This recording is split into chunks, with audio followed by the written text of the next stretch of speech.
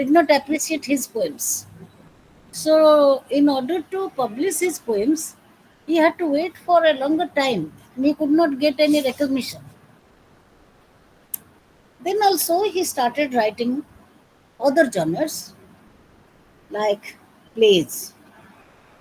And in his early experiments, he wrote Sweeney Agonistus and then The Rock. Then also it was all experimental. He never knew whether he will become successful or not. Then he wrote Family Reunion, having a very social effect on the public. And then we come to modern cathedral. So it is a fact. Modern cathedral is historical event. It is a fact, but Eliot doesn't want to narrate it properly in order to avoid the effect it will have on the Christian society. And the play deals with the single sacrifice of martyrdom, or the interest of the father. What is his name?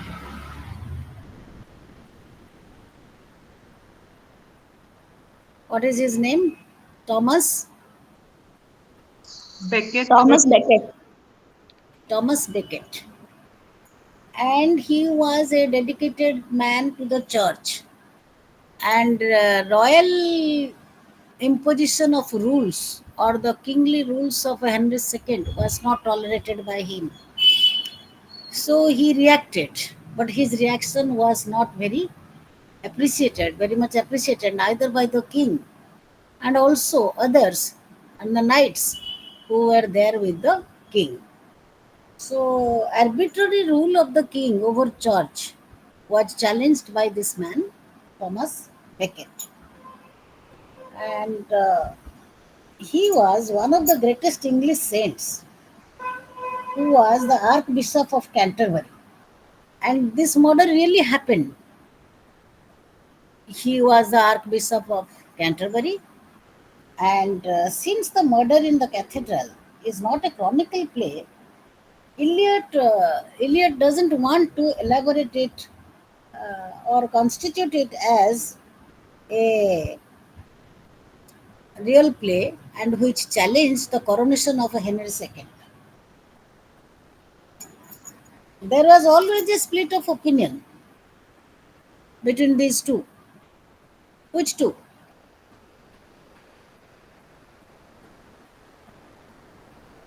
King Henry II and Thomas Becket.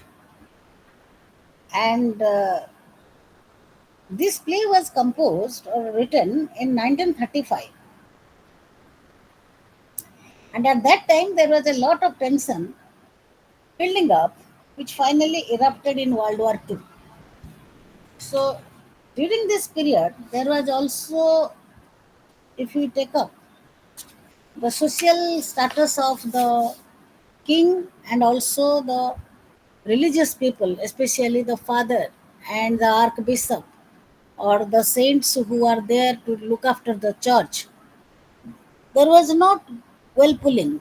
And the king or the royal power, Henry II, he became the cynosure of all exercise of power, which was not accepted by Thomas Becket.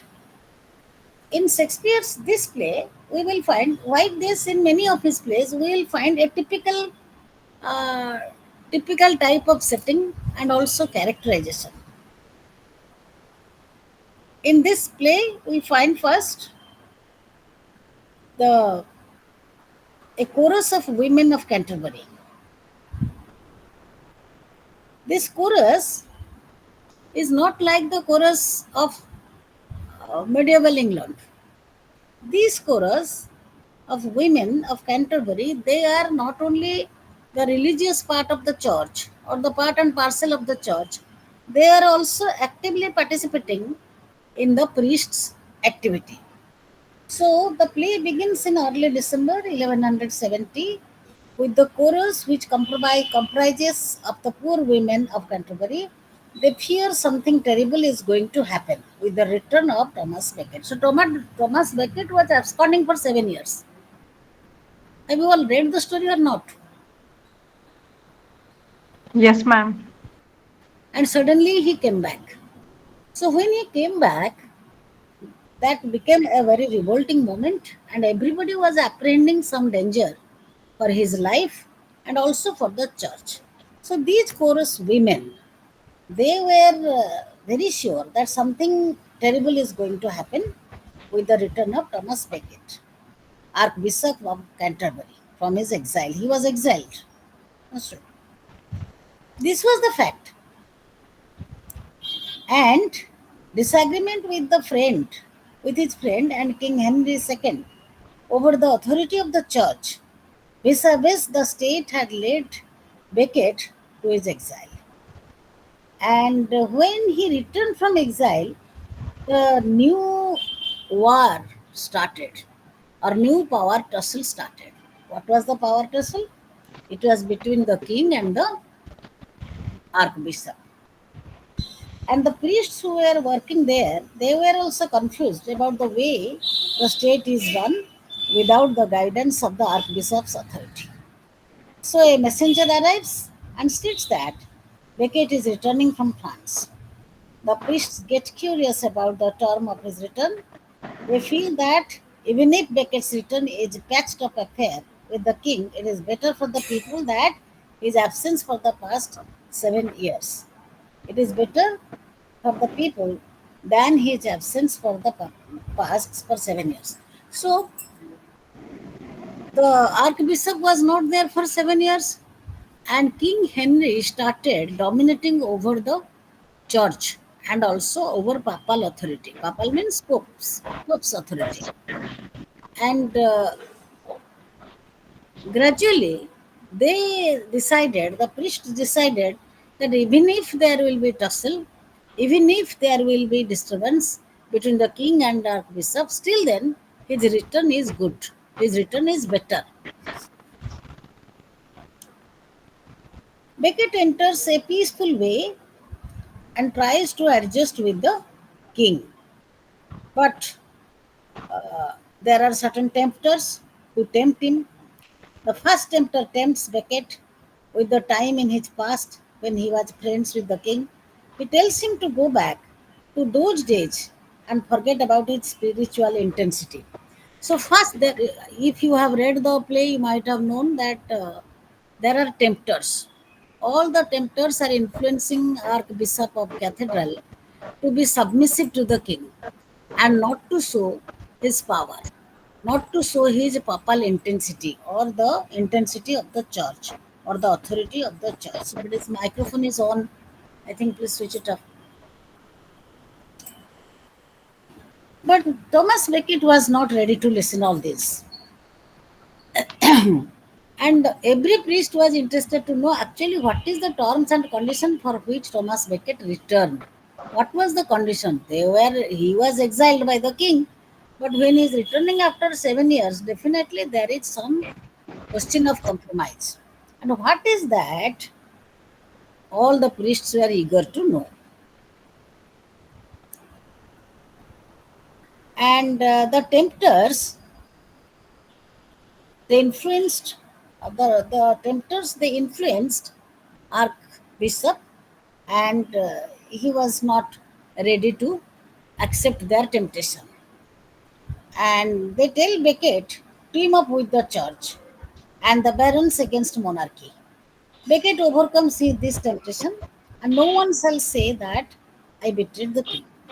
He is not ready to listen to the tempters, and he doesn't want to unite the priests against the king.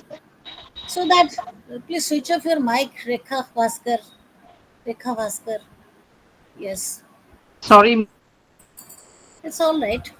Hmm. Please switch off. Interruption is being done here. Cannot hear properly. Beckett turns away from him too. So the four tempters. Is Sanjana there? Is anybody there? Can you tell me what were the temptations made by the four tempters? Yes, ma'am. The first center said to go back to the past and ask him to remember the good memories which had Yes. in his initial days with Henry too, and thereafter he tells him to resolve and sort it out the issue. But Beckett goes on saying, like Beckett denies and he's not ready. He says the past was past and that will be past, and none can take the guarantee of future. So this was Beckett's reply on the first tempter. Then in second tempter, he says again. He says the same thing, repeats the same thing, and he adds on telling him one more thing. He asks this Beckett to take the post of chancellor because Beckett was once happened to be in the post of chancellor, so he asked him to do that. Then Beckett says no. For him, he feels that spiritual archship is higher compared to power of chancellor. Therefore, he also denies to the proposal of the second tempter. And now, then the third tempter also goes on repeating the same thing what the Same first. thing, but the fourth tempter says the most critical comment over Thomas Beckett's return, and he Yes, ma'am. says that you are Yes, not welcome here. yes, you are Your not well. arrival is not, you are an unexpected visitor, and your arrival is not accepted anymore. Yes, ma'am. Okay. And he also says that why not if you sacrifice your life? Then No, Beckett. not necessarily. He says to sacrifice his life. He says that you are unwanted here. Why have you come? If you have come, you try to adjust with the king. Yes, ma'am. Yes, the chorus in part one. I'm talking about the chorus of women. The chorus in part one reflects the sick nature of the state. The tempters talk about the unreality of humankind, and even the priests begin to fear Beckett's strong position. Part 1 ends with Beckett's rising above it all, the place himself in God's hands, and becomes more clear about the nature of his struggle and what he should do. So, in the chorus, we find the state is not in a good condition. There is turmoil, there is disturbance, and there is a sad picture of the state. The state is sick. The state is sick means the state is not prospering now because the rule of Henry II is not very populist. And then one interlude comes. What is the role of the interlude? Ma'am, in interlude, Beckett gives on giving a speech at the Cathedral of Canterbury to the audience. He inspires his audience to To think. all the Christians. Yes, ma'am. He inspires his audience to think about the purity which is meant for a divine perspective. Then he also says that the disciple of No, he Jesus. explains about birth and death. Yes, First, he ma'am. explains about birth and death, and then says that martyrdom is better than this subjugation. This subjugation is of the king is not good. It is not welcoming. Rather, one should be martyred. Or martyrdom is more valuable than this than the subjugation of the king. Then Then he also gives them biblical reference, like he goes on telling that the disciple of Jesus also turned into saint only after experiencing a lot of suffering and pain. So he, again the chorus comes. Again in part two the chorus comes. But here the chorus is very optimistic. And the chorus is saying that the are still waiting for the eternal pattern of to emerge. The four knights come from France claiming that they have urgent business, claiming that they have urgent business with the king, and they accuse Beckett. Just a minute, I want to switch off my phone. And they accuse Becket of ingratitude to King Henry, who made him the Archbishop. So there is a power class. Archbishop of Canterbury was made by King Henry. So all the priests they are influencing Archbishop Thomas Becket to surrender to King Henry because he has made him the Archbishop, but he is not ready. He says that I cannot be so subservient to the royal order. I cannot be so subservient to the royal order. I cannot serve the king as the king wants, but I am having religious background. I am a religious man. I am practicing Christianity for the others, and I cannot surrender like this. Who says this? Mama, this is Beckett says. And the chorus prays. The chorus prays for him, but the knights come and they also don't listen to the voice of the archbishop and they murder him. First one addresses the knights address the audience, arguing that their loyalty to the king made them implement their act. So they are more loyal to the king than the archbishop, and the king has ordered the murder, and they will murder him and go.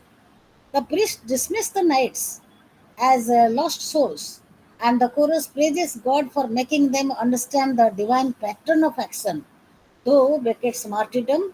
Through Beckett's martyrdom. So here there is again a dispute of opinion among the priests and also the knights. And the knight is, the knights, those who had come to murder the archbishop, they are not ready to listen to any priest, and the priest dismissed the knights as lost souls. That means they will go to hell. They won't have place in heaven, because the task of God and Christ, they ask for the mercy of God and Christ and for the prayers of Becket, who is now Saint Thomas. So he is being finally murdered. Understood? So the play is in two parts, introduced by the chorus about the happenings of the on the stage, and the ultimate end is the archbishop is murdered. Okay, this is all about the story. The storyline is this. Then we come to different aspects, perspectives of this drama. What is the historical authenticity of this play?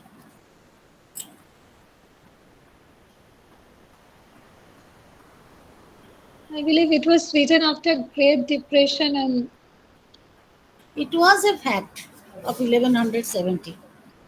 mm, There was a real murder. Understood?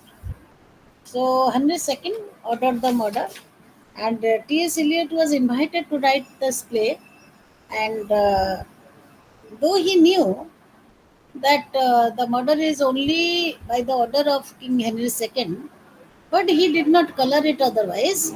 He wanted to reflect upon the helplessness of the archbishop in front of the king. And the knights wear traditional medieval dress based on reconstruction of the heraldry of the Black Princess tomb of the actual murderers. So the knights who killed the archbishop on stage, they had copied the dress of the actual murderer that took place long back in 1170. So the historicity of the play is, write down, the historicity of the play is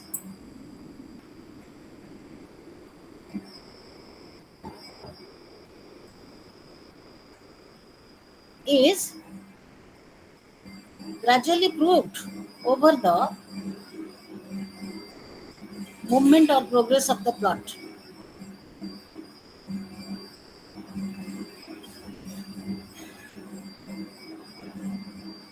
The play was designed very simply,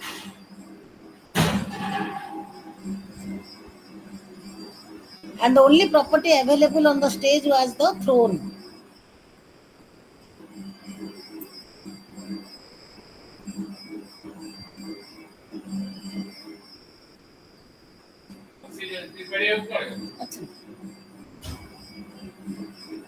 That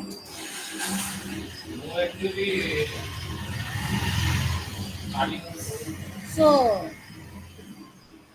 the knights were traditional medieval dressed people, and the priests were Benedictine habits. And Becket wore a habit and a traveling dog.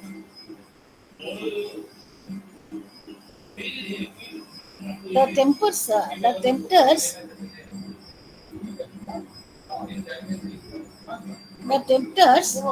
they did not listen to. The tempters did not listen to the request of Thomas Becket. Not even the knights. Not even the knights. Sorry, just a minute.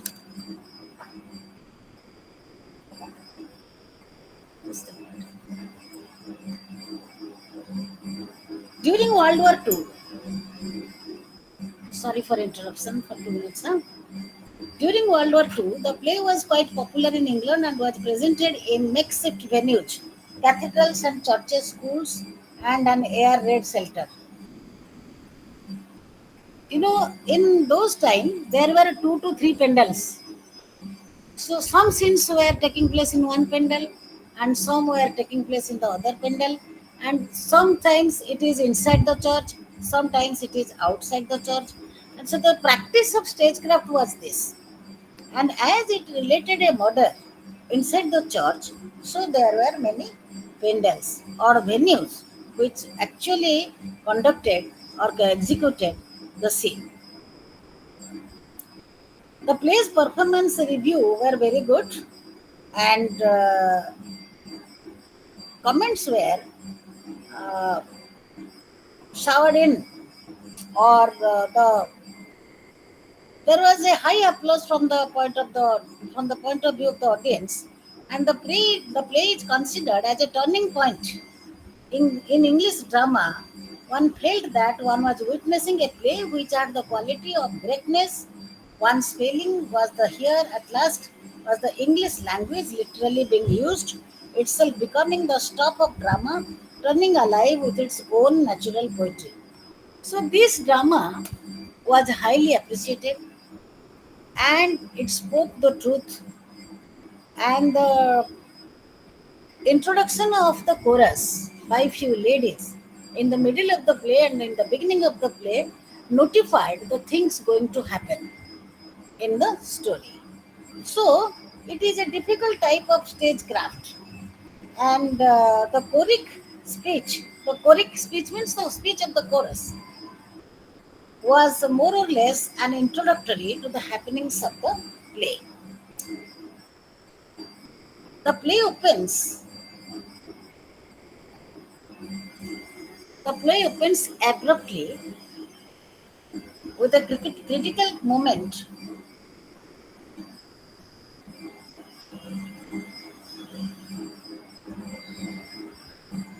The critical moment when Thomas Becket returns from exile after 7 years.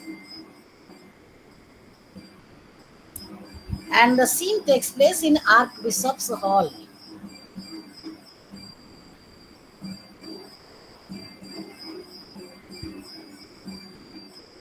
The chorus begins with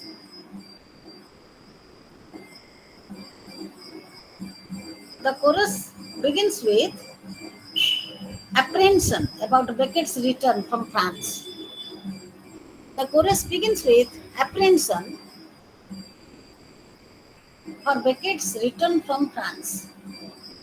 The chorus consists of all poor women of Canterbury. They have already gone through a lot of suffering, yet they don't feel safe. As the Archbishop was out and was in exile for 7 years, so they were also suffering. They really needed somebody to guide them religiously, or somebody to fight for them. They feel that something ominous is about to happen, and they have been forced against their will to bear witness. So the chorus was the witness of the arrival of Thomas Becket. Here, the character who is the hero, Thomas Becket, who achieves martyrdom by sacrificing his soul and by welcoming a murder, which is which he prefers than serving to the king. This chorus is the witness for all these events.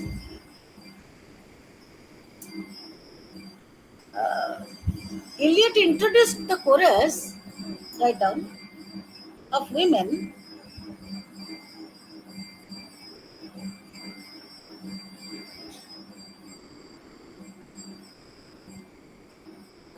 who are witness to the unexpected arrival of Thomas Becket after 7 years.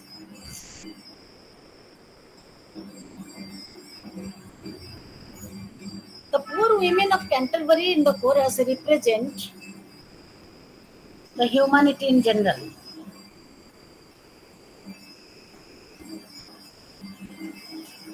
represent, yes, the poor women of the chorus represent the humanity in general,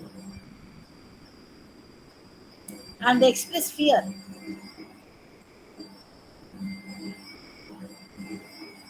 And purposefully, T.S. Eliot engages them to create an atmosphere of doom, like Greek tragedy. To create an atmosphere of doom, like Greek tragedy. And the original title of the play was Fear in the Way. Before the Murder in the Cathedral, the original title was Fear in the Way, and that fear was forecast by the chorus.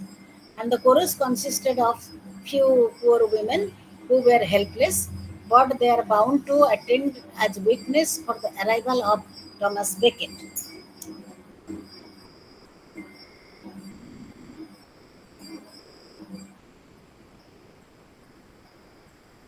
The chorus was like a congregation attending a Christian mass. Used the term wait, his opening speech in various ways. And the martyrs wait, and the poor women of Canterbury wait. The chorus is telling, don't write. The chorus is telling that we are waiting. The Archbishop of Canterbury is waiting. The public is waiting. What is that wait? Why all are waiting? What is apprehended? What can happen? Why he has come back? All these questions have disturbed the mind of the chorus. But actually, what is going to happen? Murder. Is the murder announced earlier? The chorus is anticipating that because obviously the knights will come and murder him for acting But they never against the no, ruler. they are apprehending that something is going wrong and some terrible thing may happen. These poor women of Canterbury, they feel very much unhappy because nobody bothers about them. And Thomas Becket does bother. So they praise him and they honor him. And his absence was a time of curse for all these people. So the reason why the chorus is forced to bear witness against its will is because it takes both parties to complete a sacrifice, the saint and those he saves. Those whom the martyrdom benefits must accept the fact. This is what the chorus has to learn. They must not deny their master. The second verse of the chorus speech picks this up. Christ died for the sins of humanity in order to save it, and Archbishop will die in order to save humanity. So there is a comparison between Archbishop of uh, Canterbury Cathedral and Jesus Christ. So this is out and out a religious play, glorifying Jesus through this character of Thomas Becket. The ultimate intention of T.S. Eliot, write down, is to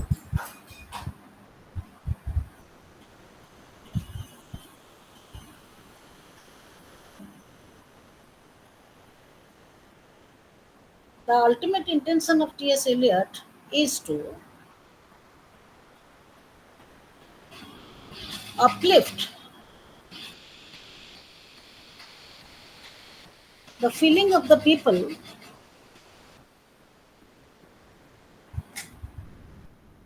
towards the church,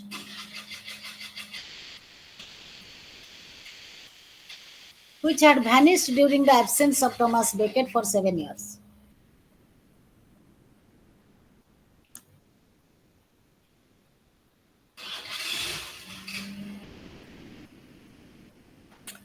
The chorus repeatedly tells about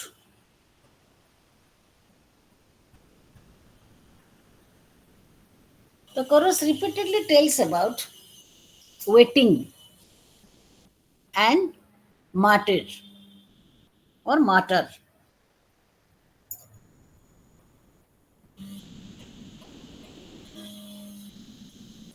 The waiting indicates two things. One, the waiting for the murder. Second, the waiting for the martyrdom of Archbishop. What we call murder is martyrdom for Thomas Becket. We call it murder, but he is happy to sacrifice. So the moment of great event of martyrdom is being waited by everybody. Understood? By the end of the play, the chorus progresses from fear in the opening passage to glorifying God at the end. The fluctuations of the chorus are the true measure of Thomas' spiritual conquest. So, when Thomas Becket returns, people are worried, people are surprised, people are also not very feeling comfortable to accept it. But gradually they feel that yes, this man has come, definitely things will change. But things don't change because the king has already set his tempters and also the knights to impress upon Thomas Becket either to compromise with him or to be murdered. And the archbishop prefers to be murdered. And this is a sacrifice of Jesus Christ. As Jesus Christ died for the sins of humanity, so Thomas Becket prefers to die, sacrifices his life, and is easily being murdered by the knights only for the sake of the people. So there is a clear cut comparison between Jesus Christ and Thomas Becket. And this was also a fact. In the then time before the World War, the archbishops or the popes or the priests in the church, they were truly religious. They had sacrificed their life for the service of the mankind. So the chorus, write down, continuously tells about some waiting.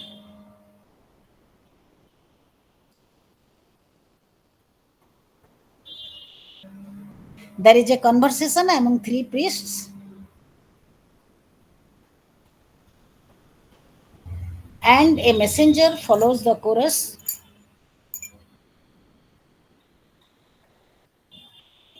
The priests always express about, or the priests go on expressing about the hopelessness of church administration.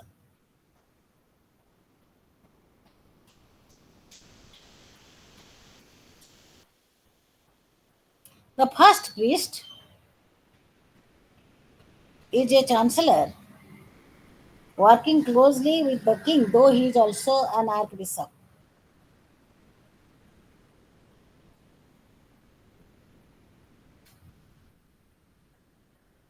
The priest is glorifying God and also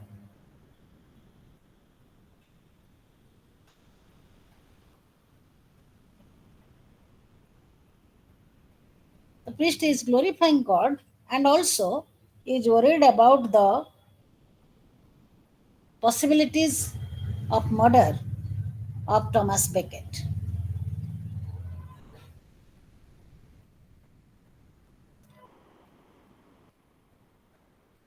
The King Henry II is represented as one atrocious and obstinate king.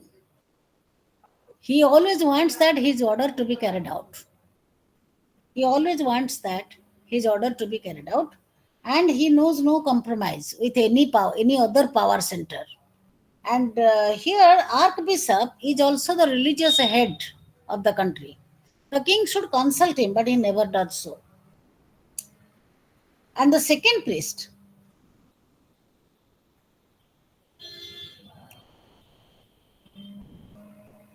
justifies the return of Thomas Becket by saying that whatever the case may be, his return is definitely a better work or will do something better for the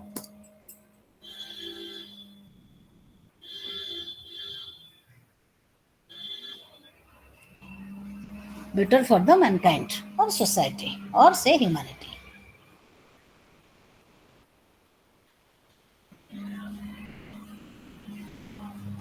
When the archbishop arrives, there is cheering. There is cheering in the street, and the second priest is telling to the poor women uh, that he is rather scolding them for babbling foolishly. And he tells the chorus not to croak like frogs, but to put up pleasant faces. So everybody should receive happily to this man, Thomas Becket. That was the instruction of the second priest. But what happens? What is the result?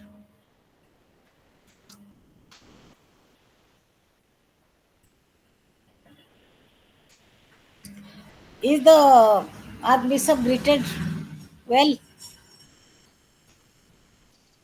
And what was everyone was anticipating, that only ended up happening, the death of Archbishop. Some prompters and tempters and priests, they guided him to be adjustive with the king, which he never did.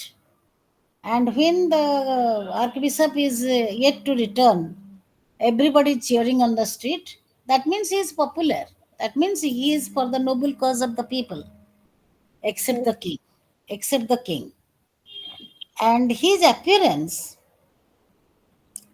in the play up to the end of the temptation scene in part one, he is glorified because he substitutes the king in popularity.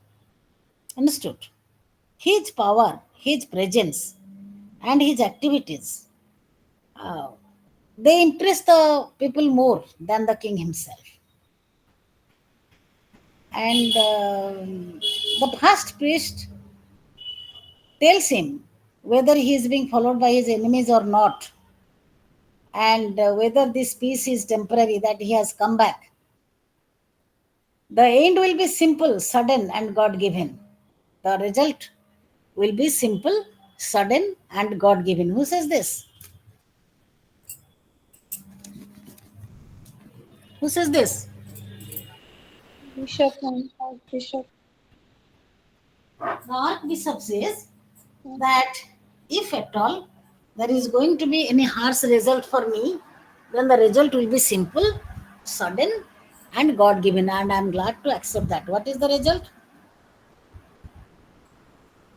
Result is the murder.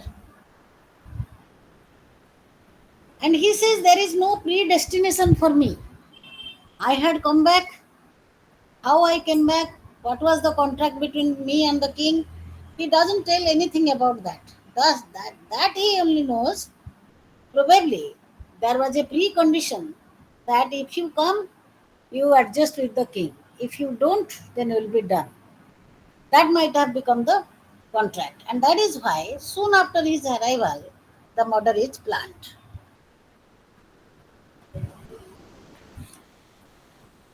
Then we come to the tempters. The tempters are trying their best to influence the archbishop, and they are referring to many events of the past where the priests are punished, and they are also requesting him to at least be friendly with the king. But Becket listens to all of them but doesn't react. And the second tempter also, he also says to make a compromise with Henry and reminds Becket of their amity. He refers to the historical. Actually, this archbishop was appointed by Henry II, and after certain days there was a clash of power, and his activities were not appreciated by King Henry II. Understood?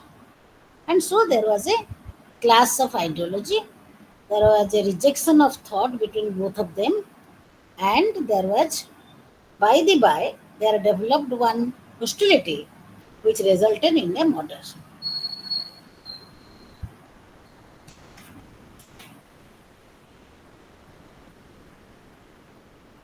What does the fourth tempter say? What does the fourth tempter say?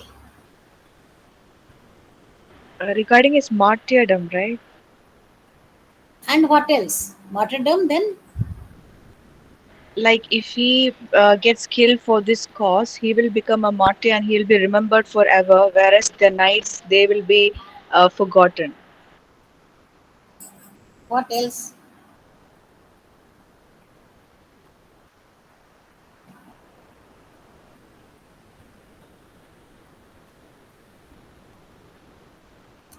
He says, Beckett says that the teacher has now become the pupil. He has to learn the true meaning of martyrdom. Despair and pride are seen only in relation to man's will, not God's. Not God's. Beckett is forced to find a way out of his paradox. The stillness of the will is later contrasted with the restlessness of the horse, expressed by the chorus in the outburst following the temptation. So the last tempter or the fourth tempter, he tried to convince Beckett a lot, but ultimately there was no result. And all of them, all the tempters, they tried to influence his mind, but he was so obstinate and determined, so committed, that he did not accept any of their suggestion. As a result of which, there was open hostility, open animosity, and the king engaged people to murder. The king engaged knights to murder him.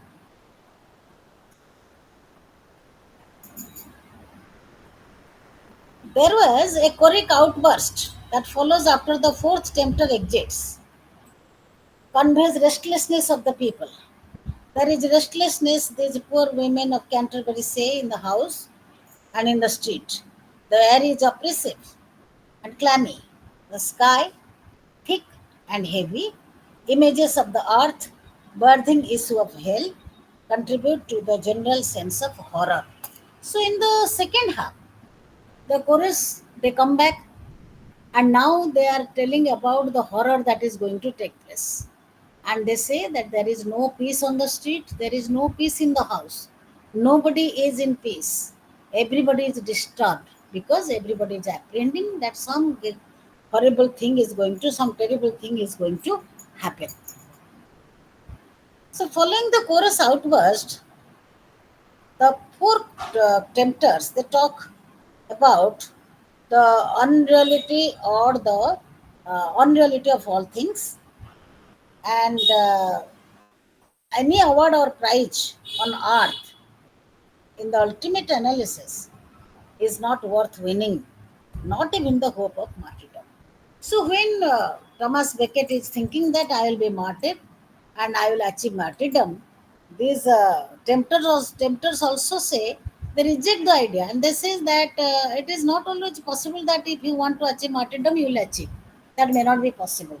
That means they even don't want to glorify his sacrifice as martyrdom. Understood?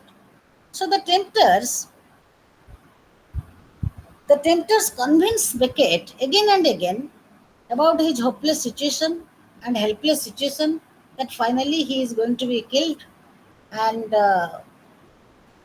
they request the uh, person Thomas Becket to finally make a compromise, and he doesn't do. And the tempters want the audience to adopt their point of view in condemning Beckett's martyrdom as an elusive and childish act that is out of touch with reality. So, the martyrdom of the priest or the archbishop is not a great thing. And the tempters say it is a childish act. It is not as great as you think. So, rather, you compromise with the king. Then the three priests come. They also collectively tell Becket not to fight the forces against him. They ask him to wait until things subside. The three priests, they guided Thomas Becket for a while to remain silent in adverse situation. And if time is becoming better, then you should think of doing something. But for the time being, please keep quiet and adjust with the time. That was the guidance given by the priests. Now Becket is sure about his life. Becket now understood that there is no value of doing good in life because nobody is going to pay regard. And if at all he is achieving martyrdom also, they will not uh, recognize it, assess it as a great work. So he becomes very much disappointed, disheartened, and the internal struggle goes on in his mind. the internal conflict, and he feels there is a collective presence. He is confused to know about the voice of the priests, the advice, the notice or forecast of the chorus, and also his own conscience. So there is a hodgepodge. There is a confusion, conflict in the mind of Thomas Becket. But he overcomes it very soon and gets ready to be killed and achieve martyrdom. Beckett's opening verse, now is my way clear, now is the meaning plain. And he says that the clarity of his belief that is revealed here, shown in Beckett's sermon preached in Christmas Day. The process through which he overcomes its sin in its long silence discussed earlier, and Beckett admits that the last temptation was the toughest, to do the right deed for the wrong reason. This was the last temptation, to do the right deed for the wrong reason. Understood? So, more or less, Beckett is disturbed and he cannot find the difference between life and death, because if at all he is living like dead, and if at all he is dying, he is not getting any reward, any glory for that. So what is the value of this life? The knights who influence the Becket, Thomas Becket, they also fail, but they are otherwise ready to kill him. The play is more or less a Christian play. If you assess the play from a Christian perspective, there is sacrifice, there is struggle, and there is a tussle of war. If you know the history of Jesus Christ, then the same thing happens here with the Archbishop of Canterbury. There was a religious tussle of Anglican Catholicism, and also the in the contrary, there was Christianity, and there was sacramental worship, and different religious sects of Christianity, they were not at good understanding, and the Christian sermon was regularly or repeatedly used by Thomas Becket in order to make the public aware about the different practices of Christianity and what should be his role, how he is beyond the local, how he is beyond the public, and how he sometimes feels that he is beyond the king. And this ideology brought his boomerang and he is killed.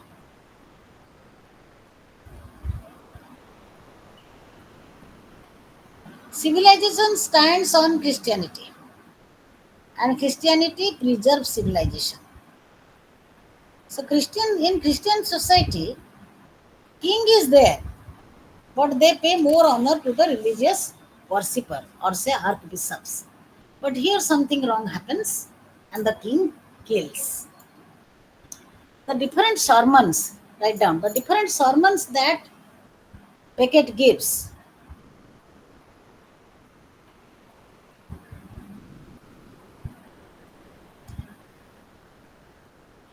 addresses the public as beloved or beloved,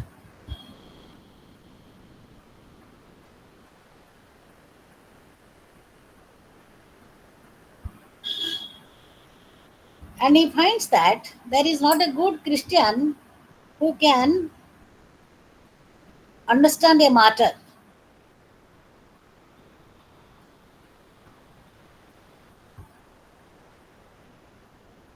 A Christian martyrdom is never an accident, because saints are not made by accident.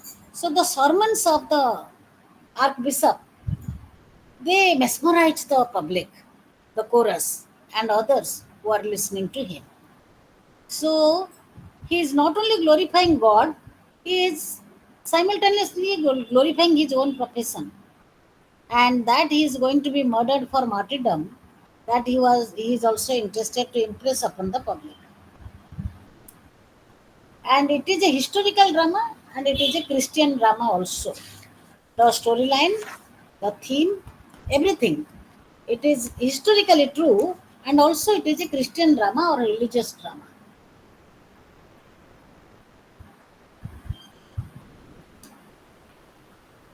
In part 2, we find the almost all characters, they are repeating their presence, their voice, and the same ways of appearance, but the incident is different.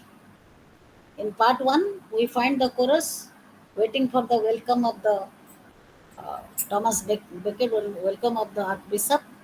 But in part 2, we find they are waiting for the murder. Understood? And when the knights come to kill him, everybody tells him not to open the door. But he says, no, open the door. Whatever is going to happen, let it happen. And when the door is opened, the knights enter and they say, we are the servants of the king. And servants of the king to the priests. The first priest tells that first knight that he is known to them and inquires if he has traveled far to get to them. The first knight says that they arrived from France the previous day by ship because they have business with the archbishop. So the knights who have come to murder him, they have come from France. The first priest tells that the first night that he and his men must dine with the archbishop. So they don't kill him immediately. They dine with the archbishop, and then the second night tells about the king's glory, and he says that the king was charitable enough, kind enough, and he is interested to make a peace pact with him and sent Becket back to Canterbury as he demanded. But the third night adds that king even restored all honor and possessions despite Becket's transgression. So these knights, they are glorifying the king and they say that the king is interested to do everything for you, to restore your property, to restore your prestige, and he has allowed you to come and join the Canterbury. So you should at least abide by the king. That is not done. Then Becket replies, if that this king's command, then it is 7 years since he left his flock, and he has lost those years. But he says this will never happen again. The first knight tells Becket that in speaking like this, he is insulting the king, and Becket responds by saying that it is not him who insults the king, but the law of Christ's church. So when the knights say that the king has taken all interest to bring you here to restore your honor, and he is also interested to have a peace pact with you, then Becket says, where was the king for last 7 years when my flock were in problem? I could not come because and when I came and I saw that my flocks are suffering, and if at all he is going to help me, then he should have brought me earlier. Then the knights say that you are insulting the king. Then the Thomas Becket says that the law of Christ Church, the judgment of Rome, and this is no insult of king, but this is the rule of Christianity. So out and out, Thomas Becket is going to impress the people along with the knights that I am representing God. So I don't want to be under anybody's control. Understood? So the argument that goes on between the knights and Thomas Becket tells us about how strong was he. Who? Becket. Becket in his decision. And he was pleading for himself by taking the name of Christ. But ultimately the knights kill him.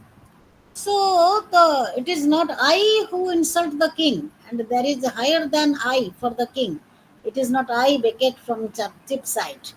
So he is indignant about himself, and he doesn't underestimate, he doesn't overestimate himself. Rather, he always demeans himself and says that I am nothing to insult the king, but God is above us. The knights view themselves as the king's men, and Becket views himself as God's instrument. So again there is a clash of power, and the knights think that they are very powerful, and they have come to execute the order of the king, and Becket feels that he is representing God. Now write down. Thematically,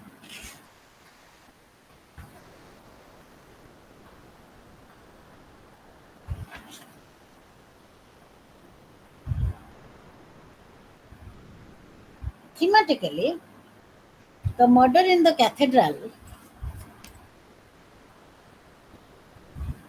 is about a lot of perspectives, including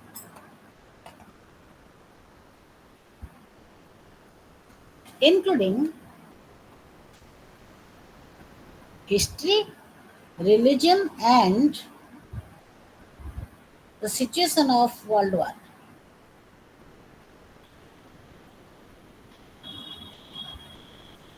The fact of the murder is dramatized. The fact of the murder is dramatized by Eliot in this play,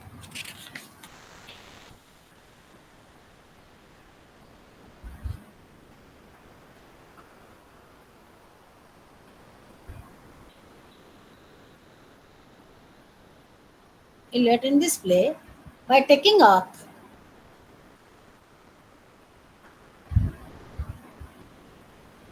the historicity and also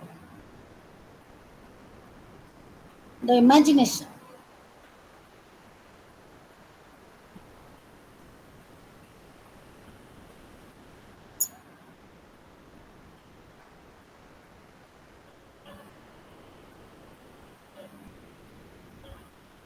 There was another play, Beckett,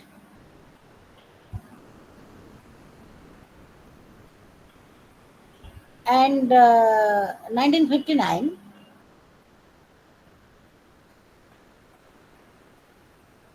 which is also written on this issue of murder in the cathedral or murder of Becket.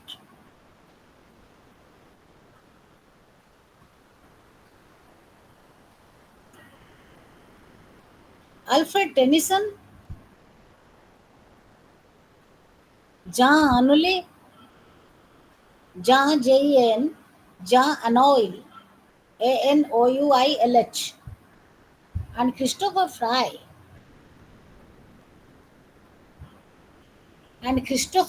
have all written about Thomas Becket. This historical fact is analyzed in all these plays.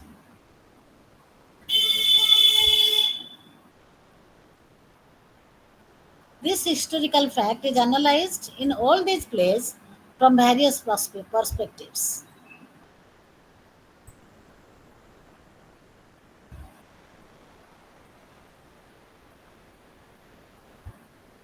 Becket's behavior after becoming archbishop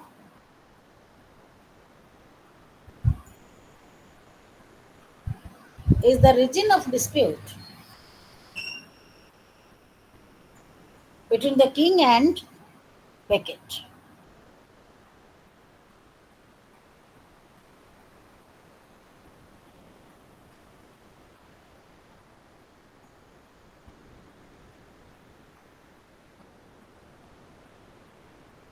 The exercise of power and authority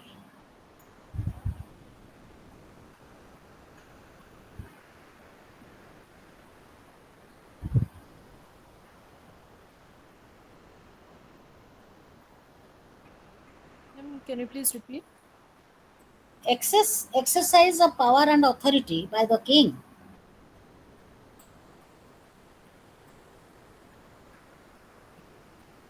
not only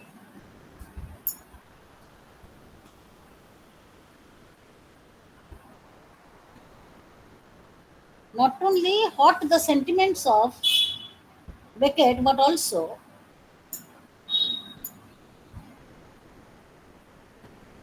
hurts the dignity of the Christians or the religiousness of the Christians.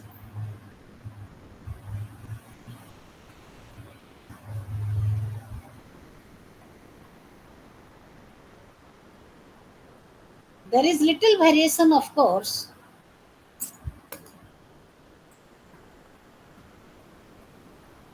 There is little variation, of course, between the play of Tennyson and Eliot,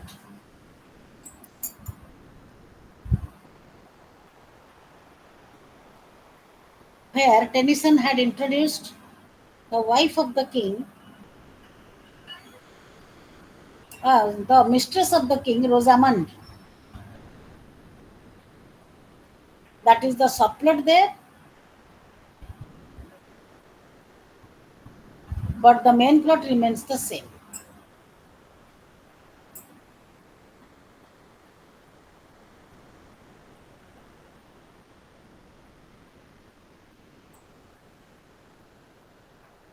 This historical grave incident of the murder in cathedral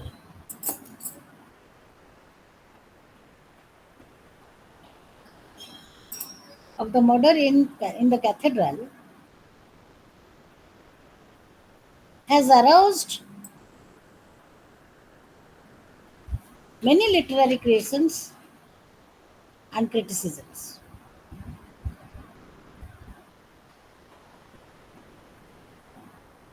But Eliot's murder in cathedral remains unique.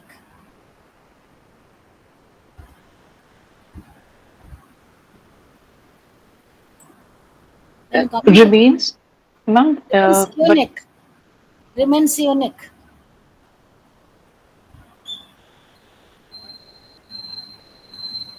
Critics have taken up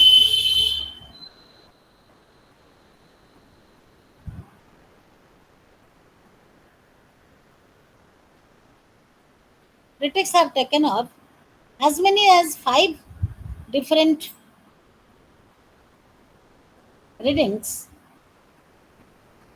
on Eliot's murder in the cathedral. First as a poetic drama,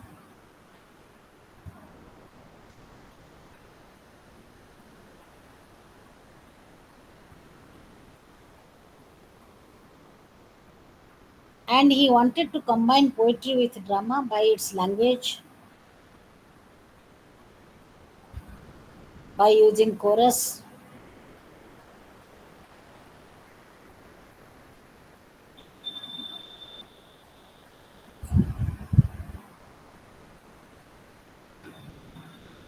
and his conversation, the conversation of Thomas Becket, and his address to the public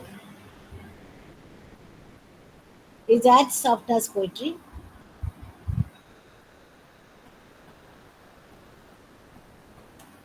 And the total play is based on the Christian notion of a history. Unlike traditional history, it is based on Christian notion of history.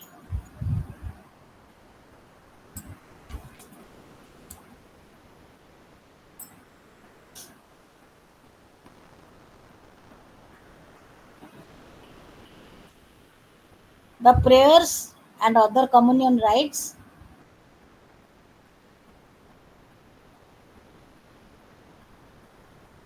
are the systematic practices of the Catholic Church,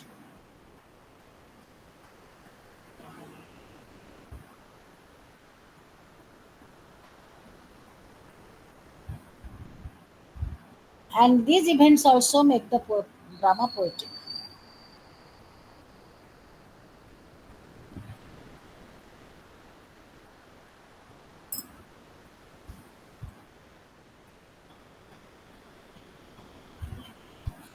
Apart from this, we find that there is a different theory of drama by T.S. Eliot. It is not like any ordinary format of drama. You find that The drama is written in a peculiar manner. Though it is in two parts, both the parts indicate two important events. One is first is the arrival of Thomas Becket, second is the murder of Thomas Becket. And in both the sections, we find they are disturbed by the interlude and the chorus in the first half and in the second half. They also behave differently. So the events going to happen on stage are accompanied by the indications of the chorus. And the introduction of chorus makes the drama feminist. It was also not necessary.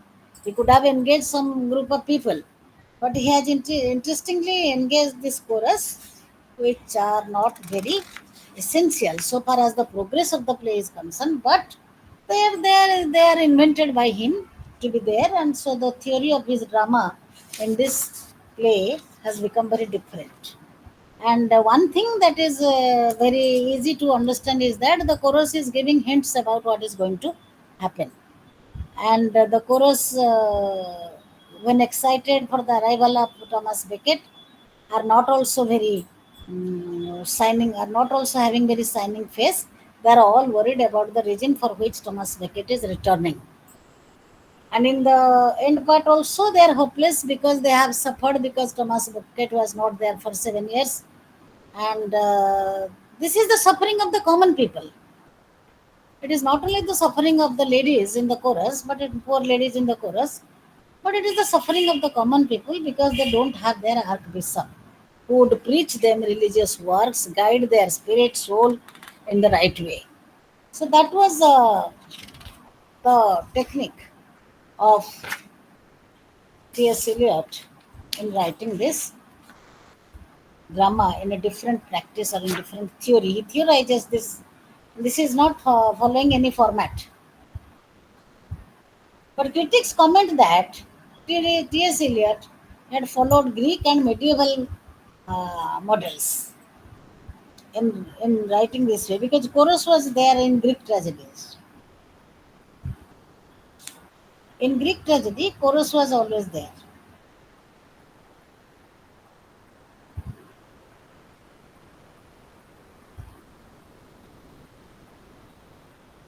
And what do you mean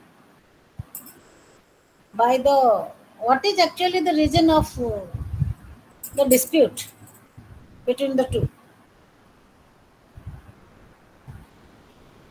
Power and authority. But the archbishop never showed authority,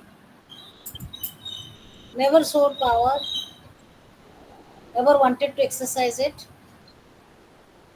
It might happen that the people were more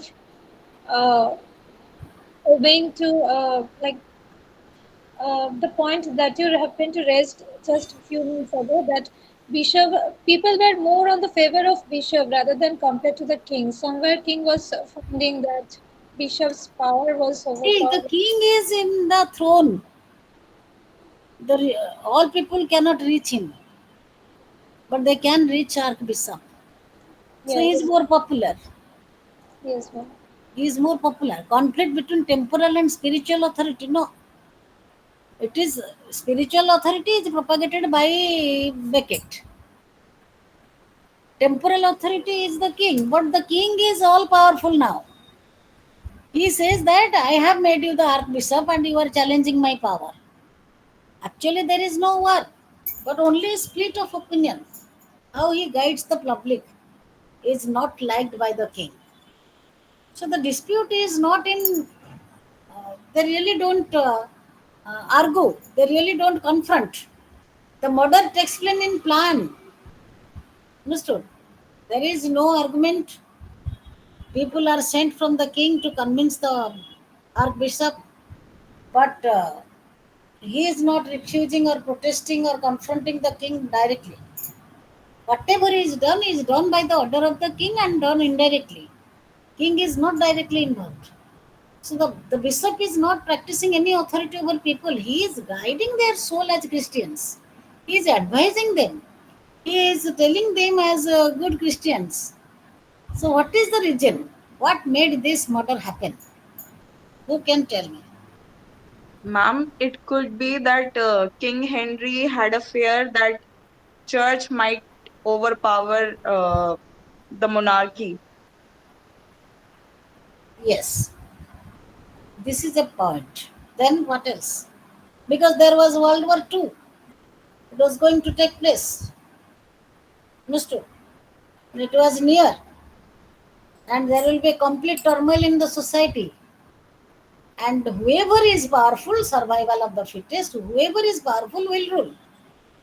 Understood? So the king was scared of the popularity of the bishop. But bishop, on the other hand, was not fighting for power. There is a gap of communication between the two. And the result should not be murder. There are many other things to tight or to make it controlled.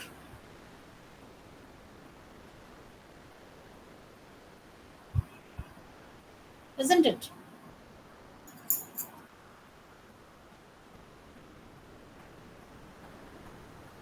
Tell me something about the character of Thomas Becket. How is he?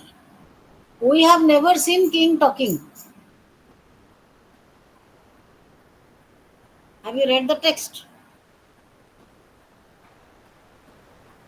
We have never seen king talking to the bishop. He is only using his power through his representatives. Isn't it? So tell me something about the character of Thomas Becket. Becket wanted the church to have legal rights also, just like the king. Legal rights. Then what else? He had a daring personality. He was bold in his decision. He was strong, stubborn. He was bold. Because he thought that if I'll be bold, then this consequence may not happen. He was not apprehending of this murder. But he knew that if he would challenge this king, then he might be having the chance of being murdered and then there he will become martyr. Understood? So what was the motto of Thomas Becket? Uh, Ma'am, since he knew that martyrdom is great in Christianity, so he accepted his fate. He could have changed his fate. But martyrdom has a lot of respect in Christianity. No, that he says, no, there is no respect. Even if it is martyrdom, they are not going to honor him. Ma'am, he had unwavering conviction. Like Beckett remains committed to his faith and duty. He And had a single line of thought that if at all I am going to be overpowered by the king, then it is better to accept martyrdom because he will never surrender to the king. That was his decision.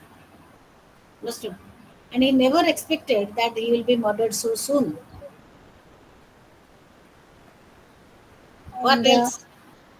human In the say that he had human vulnerability. Like Beckett shows weakness, particularly in his relationships. So that can also be considered.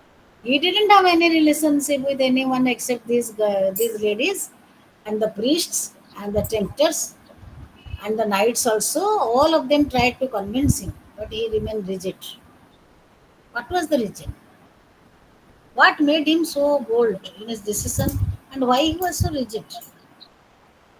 in that interlude, he clearly says he sees himself as the instrument of God, and he Yes, believes that it's all God's purpose. The God's purpose should win, and that's why he was so bold, because he saw a purpose in whatever was happening around. that could have been twisted.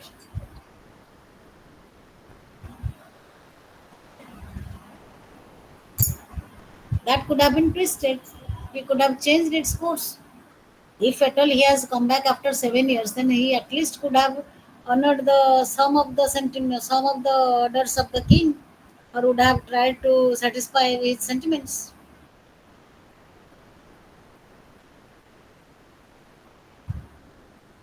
That shows his stubbornness, right?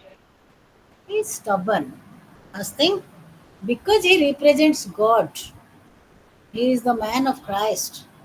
He wanted to exemplify the sacrifice as the sacrifice of Jesus Christ to make him great, make himself great in history. He wanted to sacrifice his soul. Understood? That was the main purpose of being glorified. Another purpose is to thwart the power of the king. He tried. He might be. He might have apprehended that if I become rigid, then the king may withdraw his power or may compromise with him. But the king did not do all this, isn't it? Yes or no? Is this view acceptable or not? Yes, After being convinced by so many people, when he did not change his decision, what he was expecting? He was expecting that the king may consider, the king may change, king may bow down, but he didn't. And the order was murder. So coming to this questions, this short play. Not very Ma'am, long. can we say that he had an interest since he would be glorified? So it was a self interest. Actually he always wanted to be glorified because um, he thought that if at all I achieve martyrdom, then I'll be next to God. People will worship me. Yes, ma'am. And that is believed by many bishops. They were not only practicing religion, they were also interested for glory, to be printed in Bible, to be printed in the history of Christianity. That is there. Understood? So what do you know about the king? How is the king?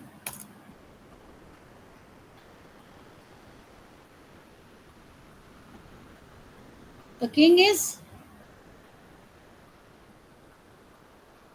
He's not scared about people revolting against him because there is a high chance the Christians might revolt against him, but he did not give. I mean, he did not get afraid of that. king had no touch with the people. He was far away from the people, isn't it? Did he ever consult with any common man?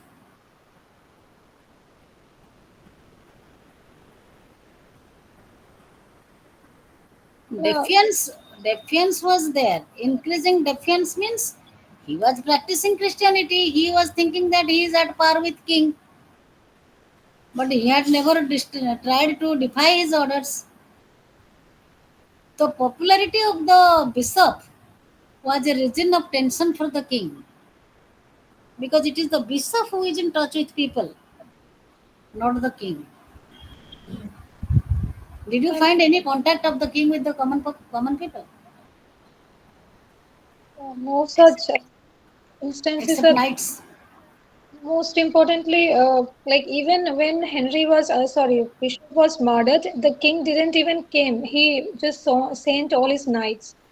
So although he had made this plan and this was his plan, but still he didn't came into the limelight. He sent his knights and uh, like there are other. So, when he is apprehending a revolt, he should have come down to the public. He should have tried to convince the public about the performance of the bishop. There was no effort from the king other than giving orders. Yes, ma'am. Yes. And So he was a passive character. He was flat. He didn't change. But the revival of the popularity of the bishop became the main reason for which this drastic action is taken by the king. Understood? And the murder, before giving murder, Before doing murder, these knights they tried to convince the man, this bishop, in very many ways. But he knew that if at all I am going to make a compromise with this king, then I will be nowhere. Never he will consult me. Never I will raise my voice. I'll be subdued forever. Understood? That was his. That was his. That was his conviction. He thought either I will live with prestige or else I won't live. Ma'am, he was manipulative also. How? Like he was manipulative in the context. I'm just telling you. He Just tell uses me. Yes, ma'am. He uses others to achieve his goals. Like he sent those knights, and whatever he, made them, whatever he taught them, those knights simply believed his words, and they came and in front of the audience, they repeated his words. They didn't even like applied their own intellectual to analyze the point that the king has made them to taught. So this shows that he was quite manipulative, and at the same time, he was also impulsive because Henry's temper and emotions, drive his decision. So I believe he was impulsive. Bishop. No, no, not Bishop. It's king. It's king about the The king. king was impulsive. But do He's a you think why the strong decision came to this man to accept martyrdom instead of sacrificing the interest of his popularity? There could be certain points like views like one maybe he has a staunch faith in the belief of the supreme God, He personality of was a God. staunch Christian. He Huh. was a staunch Christian, no doubt. So he wanted to parade the religiousness of the people in comparison to the royal orders. Huh. So that was one thing, and another thing, maybe somewhere also underlined he had a greed of getting more and name and fame. Maybe in return No, of no, he was crazy for name and fame. And he always told others that I am the man of Christ. I am hmm, the representative of God. I cannot compromise with the king. If at all there is not so high decision, then I am not going to bow down in front of the king. So that was there. Anyway, let us come to the question. I will start another play after a break of 5 minutes. Question okay, number one. Discuss different perspectives of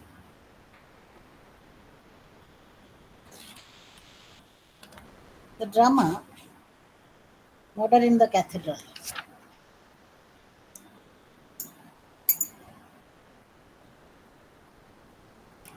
Number two,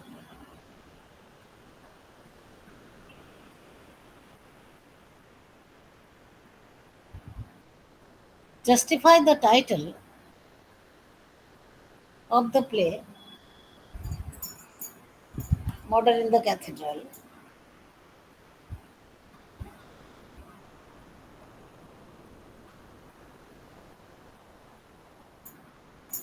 Justify the title of the play Murder in the Cathedral.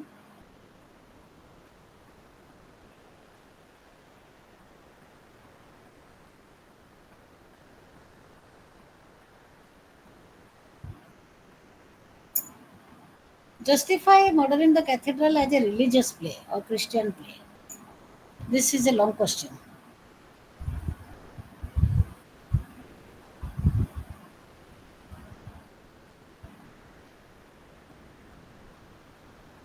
Religious play or Christian play? This is a long question. You have to mention a lot of things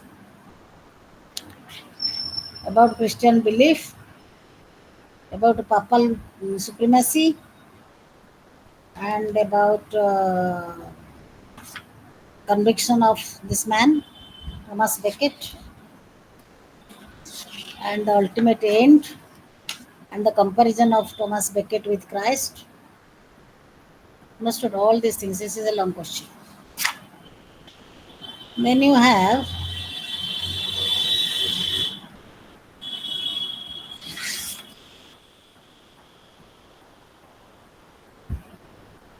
sketch the character of Thomas Becket. as an agent of God.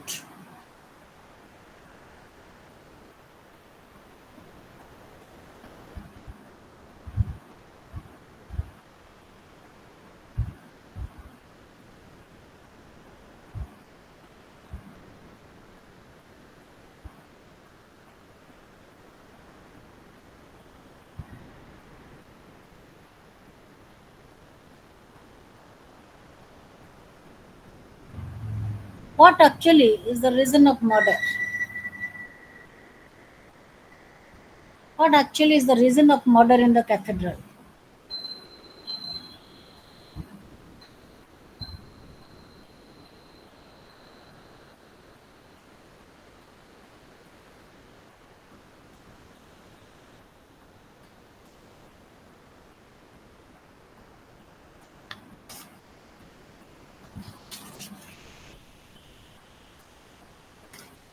Murder in the cathedral.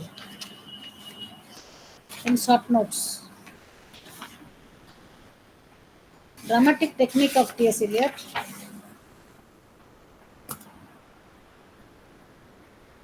Let's have questions. Dramatic technique of T.S. Eliot in the play Murder in the Cathedral.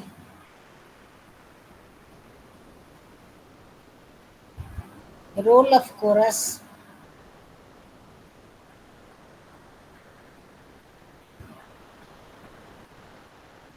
Role of interlude.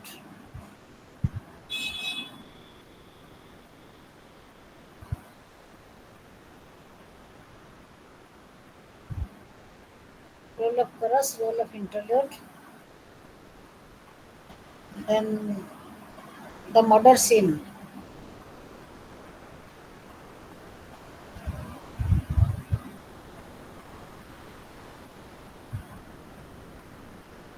The murder scene.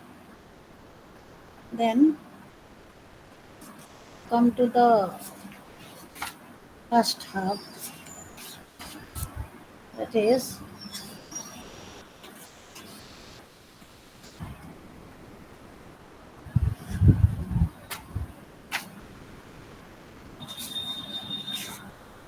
the general acceptance of the public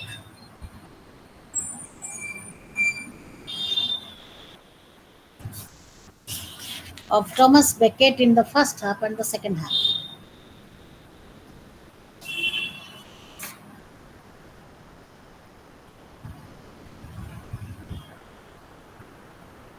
The fourth temptation.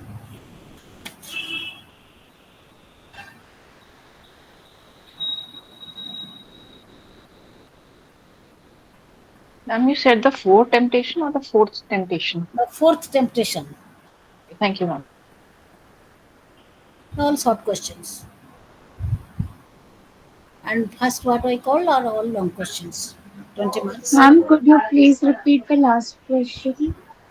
The fourth temptation. Thank you, ma'am. So these are the questions about Murder in the Cathedral. It's a good play.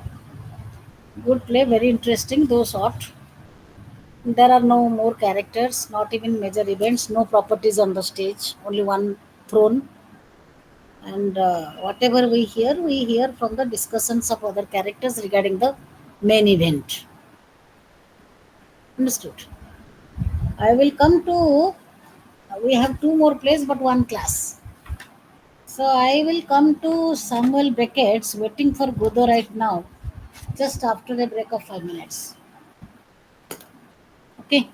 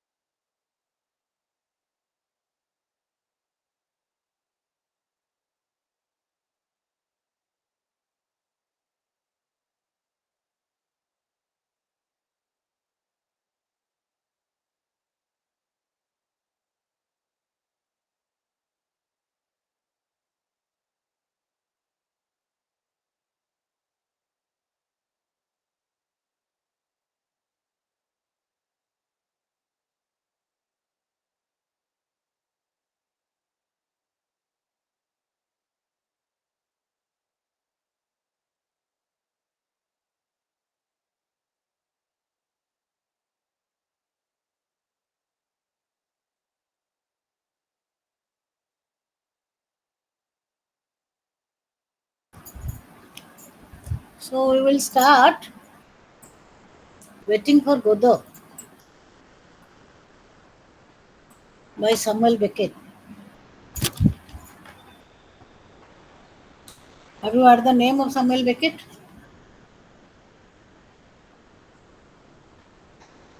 Has anybody?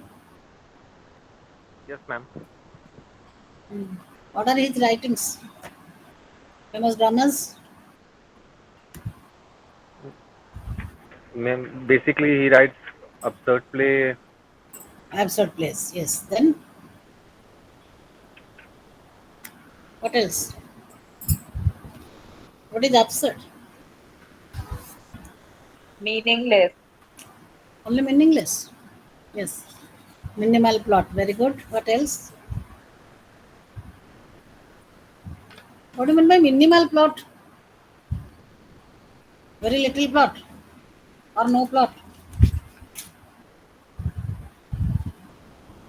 What is it?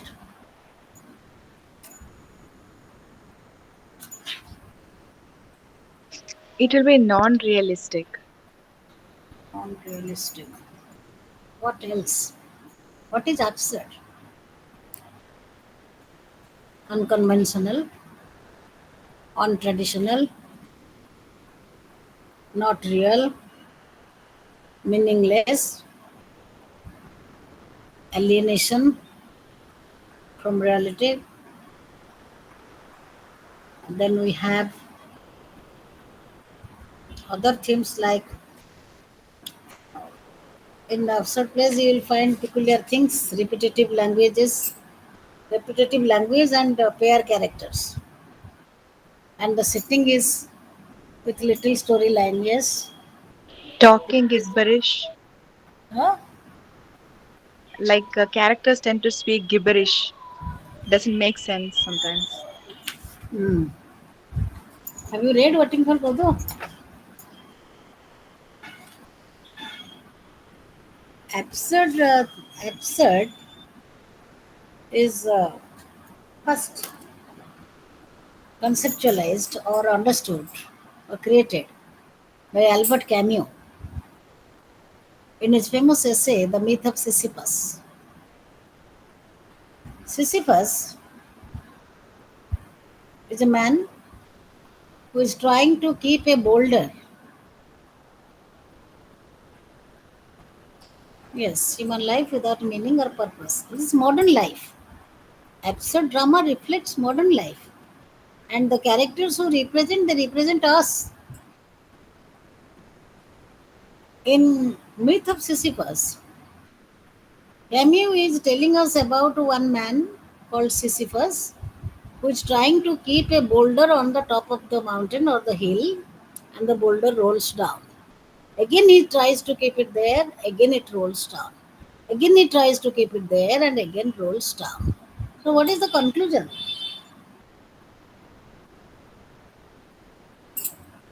What is the conclusion? Human life is meaningless. How did you know from this? The conclusion is that again and again he is doing the same thing without any result. Result Futile is of action. repetitive action. But Futile there of is action. what? Futile of action. I can't hear you. I couldn't hear you, beta. New kind of action. Futility of action. Yes. Futility. Yes. Futile action. Yes. So in that essay, he is trying to establish the idea of absurdism through the work or activity of the character called Sisyphus. So this myth of Sisyphus is the seminal essay on making us aware, making us clear about the concept of absurdism. Understood? Then Martin Esslin, in his famous book Theatre of the Absurd, he has tried to elaborate different aspects of absurd drama and how they are different from the traditional drama what is the major theme or what are the themes taken up by absurdist dramatists, and how absurd is modern life, and what happens in absurd plays.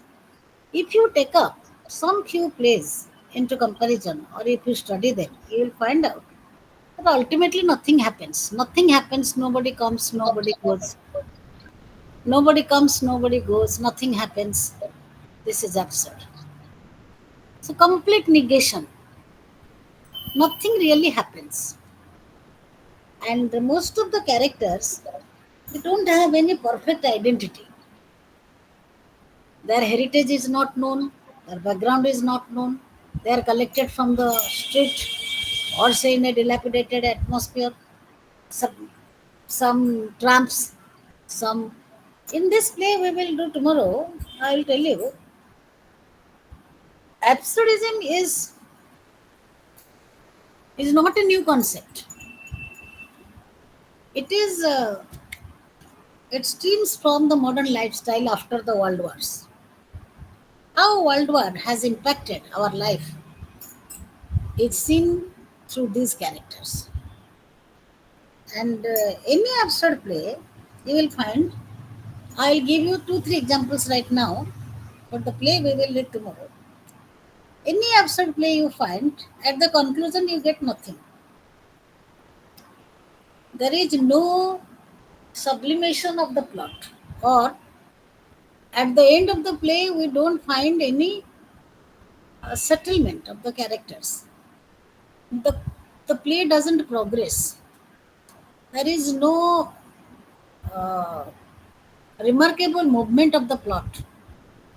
So, from the systematicity of the traditional form of drama, it is a breakthrough, or it is a diversion of the traditional plays, traditional dramas, right from the time of Greek tragedy. Absurd drama is categorized by all absurdity. By all absurdity, the writers or the playwright mean they, the meaninglessness of life, futility of effort, repetitive dialogue, purposeless action, no beginning, no middle, no end, there is no unity, and what we mean to say finally, that it has no value. The absurd drama has no value. It doesn't speak of any purpose of the character, either of the characters nor the playwright. And from among the best dramatists of absurd theatre, we have Samuel Beckett, Eugene Ionesco, write down. The major absurdist playwrights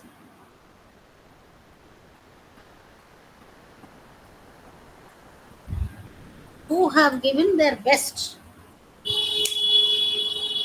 are Samuel Beckett, Beckett, but it is pronounced as Beckett.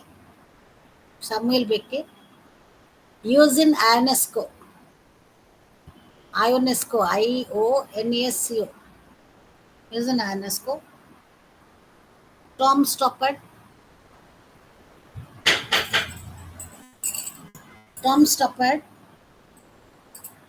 and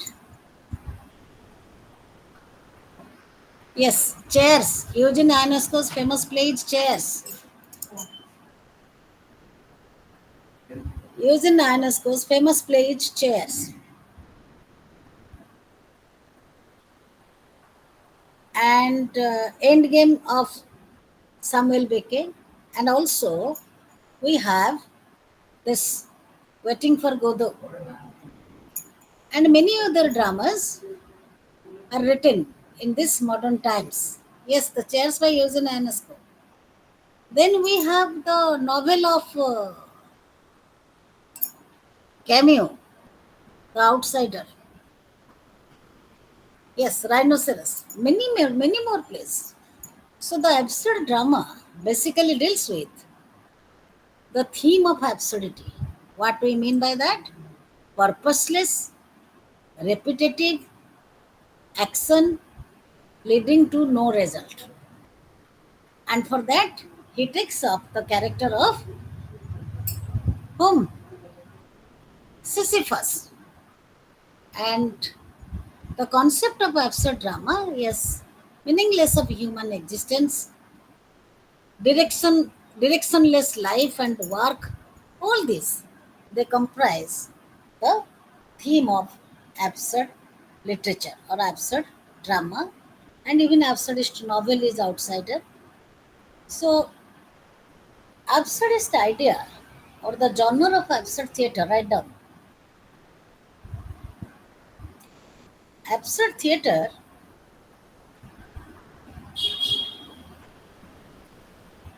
is far away from the traditional theater,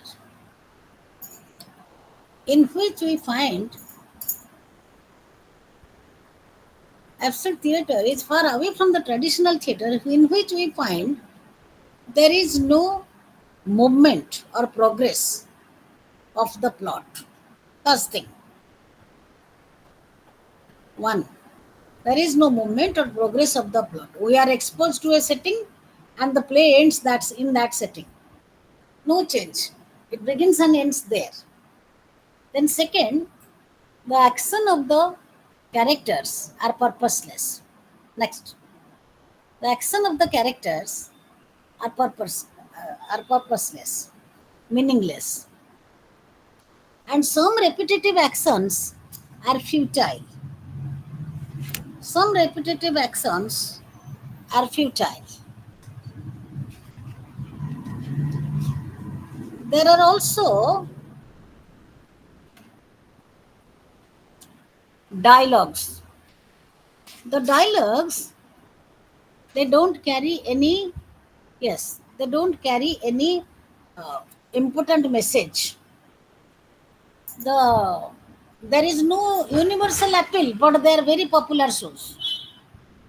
There is no universal appeal, but they are very popular shows. And we find characters mostly suffering.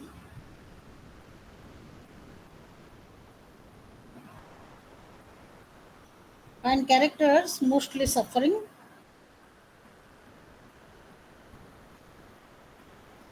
The stage is simple. The stage is simple and characters are few. Not like medieval drama. A host of characters are there. Large number of characters. 30, 40 attendant, queen, maid, or porter, all this. No. Few characters. The characters are few and the language is incomprehensible.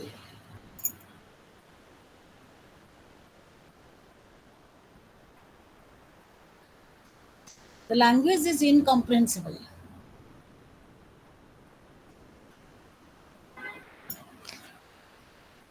It doesn't maintain any unity of time, place, and action. It doesn't maintain any unity of time, place, and action.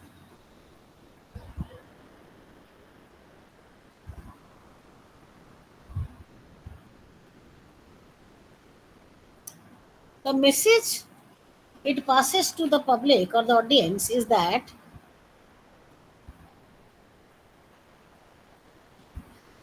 the message it passes to the audience is that life has no meaning,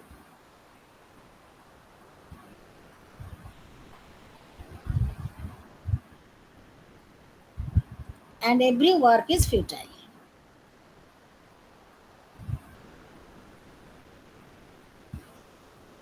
Another queer things happen in absurd drama. Many other queer things, not one. Many other queer things, Queer, queer. Queer things happen in absurd drama, like you will find in Waiting for Godot. Character thinking for others. Characters thinking for others. Most absurd thing.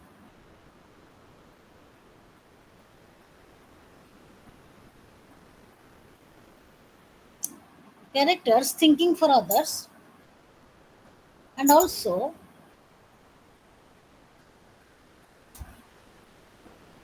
There is no, yes, metaphysical or unrecognizable, not metaphysical, they are unrecognizable, not metaphysical. The characters aim at speaking about all nonsense.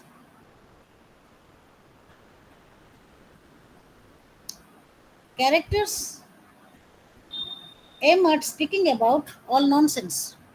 There is no coherence and focus point in their speech.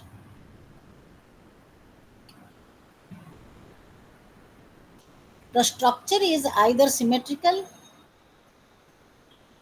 the structure is either symmetrical or asymmetrical.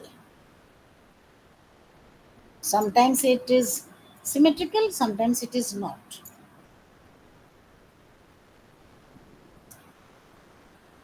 And that is why it is absurd. And that is why it is absurd.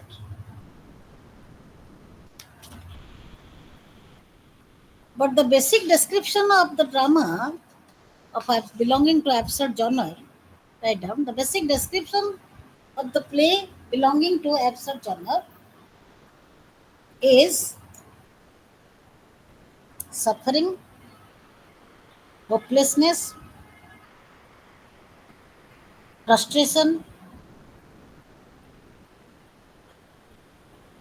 and aimless activities.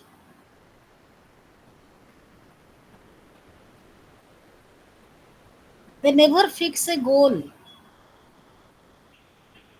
and the goal is never achieved.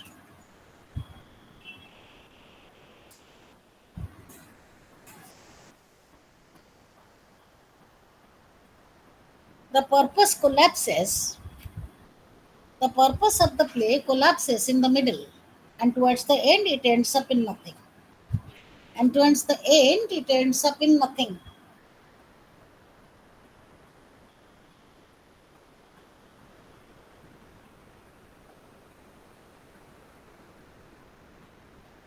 And Waiting for Godot is a masterpiece of Samuel Beckett, which is the best absurdist drama in the history of English literature and also in French literature.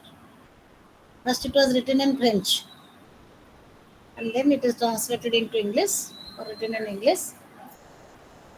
It's the masterpiece of Beckett.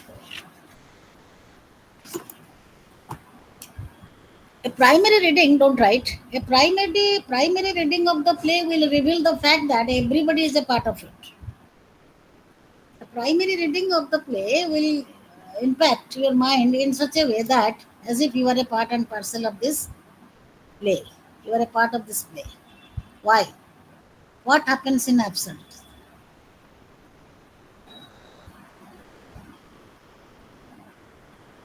What happens?